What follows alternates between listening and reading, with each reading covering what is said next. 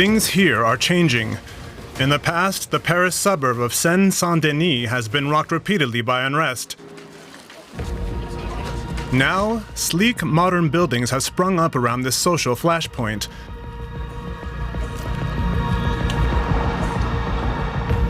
But for many residents, the glamour that came with the Olympic Games was just for show, and some feel left behind.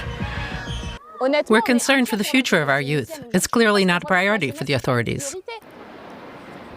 Athletes from around the world stayed here, the Olympic Village, directly bordering an underprivileged area. 2,500 apartments were built for the 2024 Paris Games. This fall, they'll go on the market with just a fraction of them reserved for social housing. For the mayor, this is a new era for his city. He dreams of transforming Saint-Denis into a model for modern urban living. The Olympic Games gave Saint-Denis a new image. Now we want to take advantage of that. Before, we were only seen as a slum with a high immigrant population. Now we want our city to become a tourist destination for the Paris region, thanks to new hotels. We've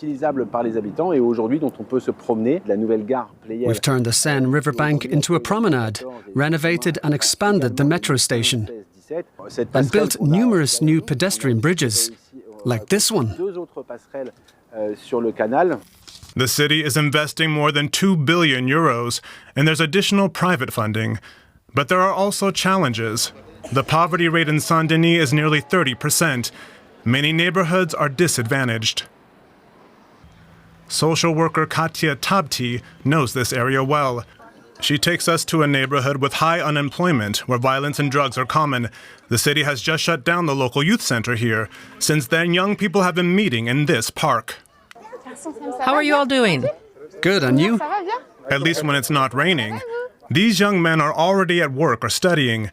They say that the youth center kept them from ending up on the wrong path. I was always there until I turned 17, every day. It's what got me out of this neighborhood.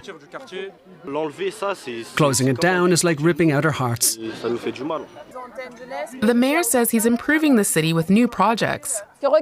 Just look, this jungle gym has been out of order for months. Those projects aren't happening here, only in the city center. There's nails sticking out everywhere. They're taking our city away from us. He wants to turn Saint-Denis into a showcase, but we don't fit in with that image. The city says the youth center was used for drug deals. Residents don't deny that drugs are a problem. But you don't solve a problem like that by shutting down the youth center.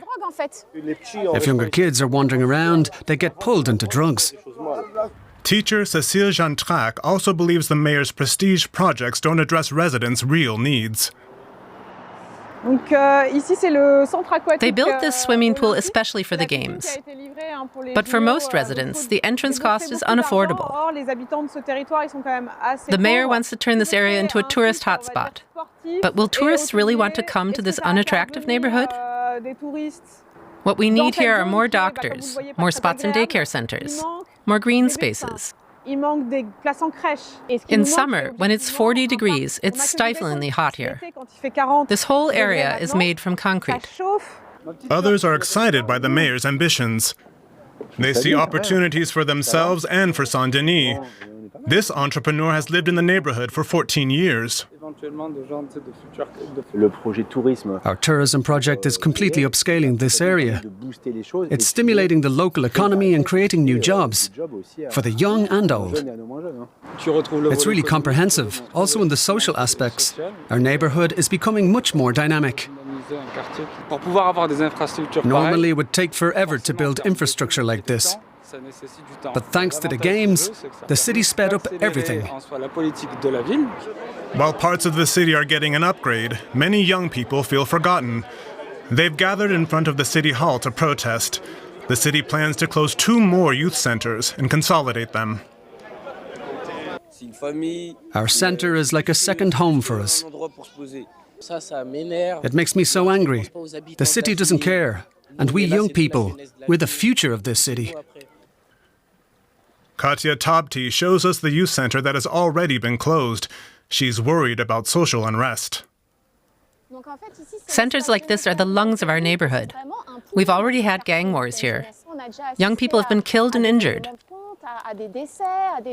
Social workers like us can diffuse these problems before they escalate. They're being pushed to the limit. Exactly. This is a neighbor. Where are the young people supposed to go now? It's no wonder they turn to violence. The mayor insists he's keeping the residents in mind. He says this soccer stadium, for example, will host more events. Residents will have priority, including when it comes to new jobs.